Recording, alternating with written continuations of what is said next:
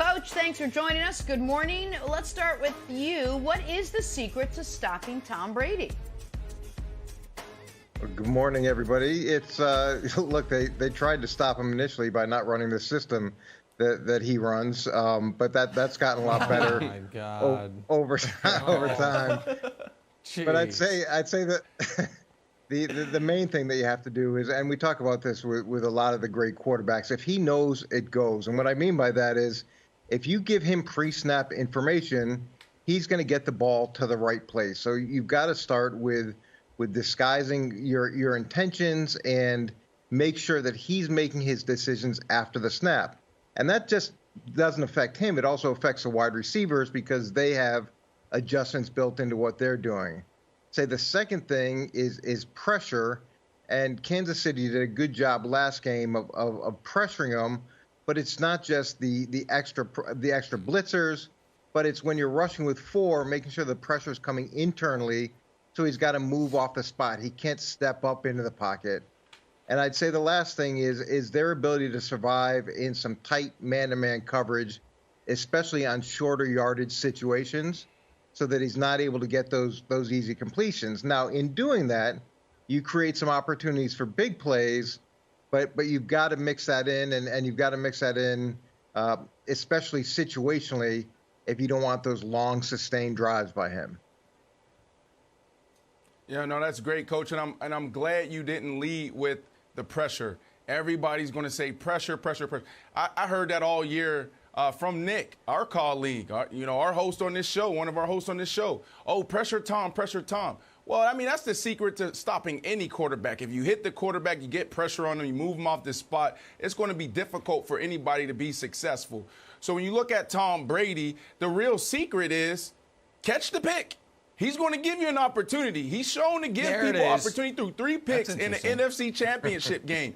And Green Bay didn't capitalize off of it. They got 3 picks, Coach, but they only turned it into 6 points. So Tom Brady has to play a clean game. If he doesn't, then you need to come down with the ball and turn those interceptions, those turnovers into points, Nick. That's the only way. That is the secret. Please don't tell me about pressuring him and show me a chart and a graphic of what he looks like when he's getting hit, because you're going to have to show me the same thing 10 other quarterbacks.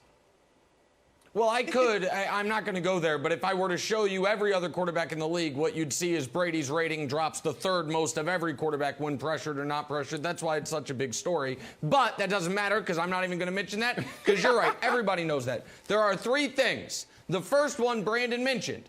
He's going to throw you the ball. Coach Mangini once upon a time called Jimmy G a make-it-happen quarterback. Said he's going to make it happen for you or for the other team. Tom Brady this postseason been a make-it-happen quarterback. Almost threw a pick against Washington, should have thrown multiple picks against New Orleans, and the luck ran out when he threw 3 picks against Green Bay. So the first one is catch the ball, like Brandon said. The last clean Super Bowl Brady played in was the first Super Bowl he played in. So that's first point. Second point is this. Make him drive the length of the field. The Tampa Bay Buccaneers, this is a fun stat, have scored 10 offensive touchdowns this postseason. 0 of them have come on drives of 75 yards or more. For some context, the Chiefs have scored 7 touchdowns this postseason. 6 of them have come on drives of 75 yards or more. They're not driving the length of the field. They are taking advantage of short fields. So make him drive the length of the field. And the third one, and this is just somewhat luck, but I think there could be some finesse here. Be nice to the officials. Here is a real stat. They started tracking yards gained from pass interference penalties 12 years ago. I'll give you a guess. Which team shattered the all-time record for most yards gained by defensive pass interference? The 2020 Tampa Bay Bucks. What was the last play of importance of the last playoff game? A pass interference penalty. So listen, Chiefs, I don't know what you need to say to Carl Cheffers and his crew. Ask about the family, invite him to dinner, call him sir, whatever you need to do. But they're going to be just so anxious to throw one of those phantom DPI calls that turns a 12-yard overthrow into a 48-yard gain. So catch the pick, make him drive the field, and avoid the DPIs, and you should be in good shape, nice. Wilds. I like that. All right, Coach, I got a question for you about Ed Reed and Tyron Mathieu. I saw an old video of Tom Brady, and on his wristband, it said, like, where's Ed Reed? Or, like, find Ed Reed, because every play he was somewhere else. And then I saw this Pro Football Focus article. It says Tyron Mathieu's doing the same thing. He lined up that slot corner for 400 snaps, box safety, free safety, defensive line, and wide corner for a few times. How can Tyron Mathieu and where they put him mess up Brady? Or is Brady's like, this is Ed Reed 2.0. I can already figure this out. Well, a couple things here. First of all, for Nick to put Tom Brady in the make something happen quarterback category is ridiculous. He is. He makes Super Bowls happen. So you could put it in that category.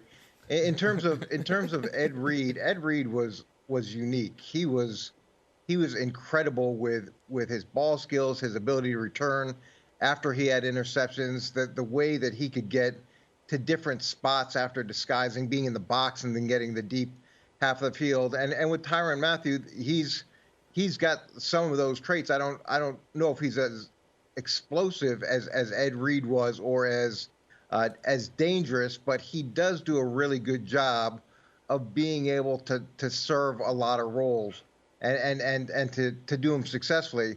With Tom, though, he's going to have gone back and looked at the indicators and tried to establish when Matthew's here, it means he's going to Y, and how much they can vary that up over this 2 weeks is going to be a big indicator as to whether or not they're going to be able to confuse Tom. Because if you give him what he's seen before, then you're dead. Coach, I mean, I don't mean to be disrespectful to the, godfather of your children, But you Thomas will. Edward Patrick Brady. But all I'm saying is, in Tom Brady's last 2 conference championship games and his last Super Bowl, he has more interceptions than touchdowns. In the conference championship game this year, he had 3. In the Super Bowl against the Rams, where they scored 13 points, he had 1 interception, no touchdowns. And in the conference championship game where they beat the Chiefs, he had 2 interceptions that counted, a third that should have, and 1 touchdown. So I'm just saying, I think, Jenna, the opportunities are going to be there, as Brandon mentioned, if L'Jarius Sneed or Tyron Mathieu or whomever can just hold on to the football. Coach, I want to get your thoughts on this. So we had former Patriot Danny Amendola on the show on Monday, and he ruffled some feathers in New England when he told us this. Take a listen. First things first, and when you see Patriot Way in the dictionary, it's going to have Tom Brady's name next to it. None of those coaches threw any passes. None of those coaches caught any passes. None of those coaches made any tackles. They got guys in the right position because they watch a lot of film and they spend all their time at the facility. But Tom Brady is the Patriot Way, and that's the reason why Tom Brady's in the Super Bowl right now, and the Patriots aren't. Coach, you don't appear amused as we watched you listening. You know the Patriot Way better than any of us do. You agree with what Amendola had to say? Look, when you show up to a dynasty 13 years in, I guess it's easy to identify what built that dynasty. I don't know how many Super Bowls in we were there at that point. And look, here's what I'll tell you about Tom Brady. When he showed up, he wasn't a lump of coal, but he was by no stretch a diamond. Okay, and there was a lot that went into his development, and there's a reason he was a 6th-round draft pick as well. And a guy at 43 is very different than a guy at 23, and it took a lot of his work, his natural ability, and the work of the coaching staff and the work of the other players. What about Troy Brown? What about Troy Brown establishing that position that Danny Amendola eventually played, or the other guys, Teddy Bruschi, Willie McGinnis, Ty Law, Lawyer Malloy? Take your pick. Yeah. It goes on and on and on of guys who committed, who worked extremely hard. And I've said this about the Patriots over and over again. It's not for everybody. But when you can win that much over that long a period of time, it doesn't happen by accident. And maybe everybody being locked in a room watching film, maybe that's a positive thing. I don't know. Maybe the answers are a positive thing when you have a test. Thanks for watching. Subscribe here to get the latest from the show. Also, be sure to check out more of the best clips from First Things First, or go watch a few segments from our other shows on FS1.